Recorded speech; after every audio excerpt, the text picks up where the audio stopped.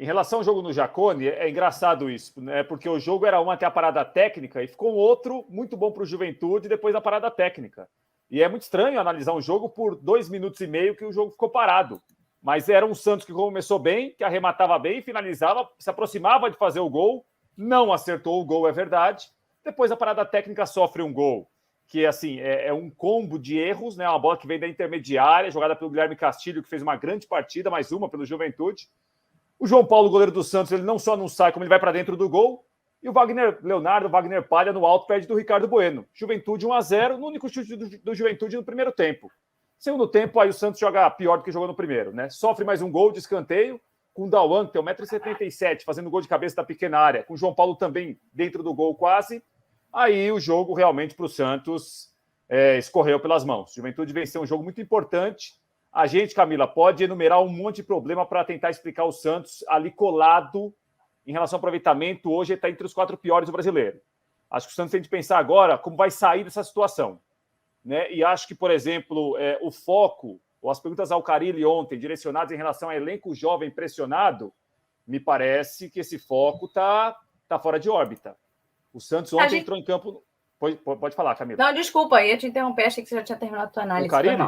Quer colocar o Carille?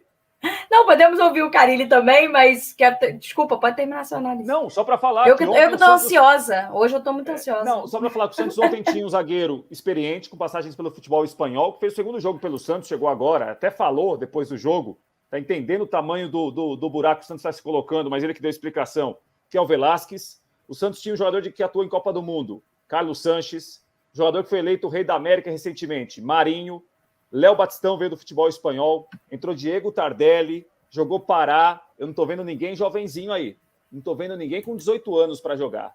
Então, acho que assim, o foco do Santos, me parece que não é assim, elenco jovem pressionado para evitar rebaixamento pela primeira vez. Não. O foco tem de estar em cima desses jogadores experientes, que não estão jogando bem.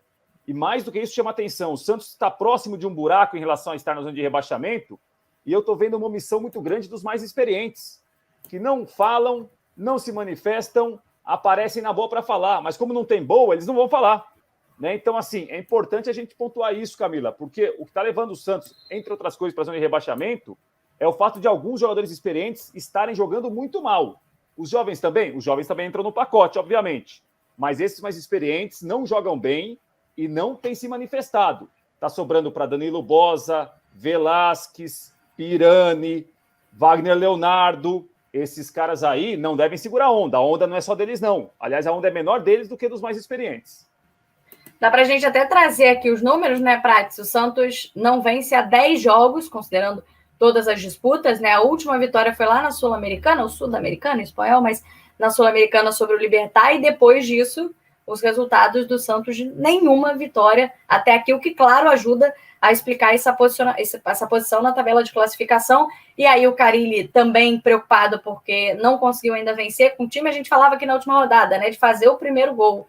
E ele jogava com 3 zagueiros, você fez a mudança de esquema para 3 zagueiros, a gente elogiei aqui, falei que defensivamente achei um Santos melhor, mas acabou falhando, né? Acho que não tão exposto, mas falhando em alguns lances decisivos nessa partida contra o Juventude. E aí, em relação aos mais experientes, os números do Marinho, e aí a gente tem uma reprodução aí do site 00PT, e que mostra também a sequência do Marinho sem fazer gols. E tem um pênalti aí perdido com aquele escorregão que a gente brincou, aquela videocacetada quase do Marinho num pênalti desperdiçado. Também combina, claro que não são exatamente os jogos, porque o Marinho ficou um tempo fora, né, machucado, mas também está um tempo aí sem fazer gols, e é um jogador muito importante para o Santos na sequência aí nesse Campeonato Brasileiro, em todas as competições, mas agora só tem o Brasileirão pela frente. E aí, se a gente olhar a sequência, Gabriel do Dziak, jogos em casa, jogos fora, né, essas iniciais aí, C e F, o Santos tem um caminho complicado pela frente, porque se a gente olhar os adversários e olhar os resultados do primeiro turno, né, eu acho que é isso que preocupa talvez mais o torcedor santista, que está até comentando aqui que a situação está perigosa.